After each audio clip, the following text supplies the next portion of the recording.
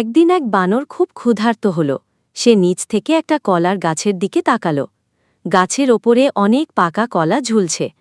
বানরটা লাফিয়ে লাফিয়ে গাছে উঠতে লাগল। অনেকটা ওপরে উঠে সে একটা মোটা কলার ঘ্রাণ পেল। সঙ্গে সঙ্গে কলা ছিঁড়ে নিল। তারপর ডালে বসে 2 হাতে কলা ছিলে মিষ্টি হলুদ কলাটা খেতে লাগল।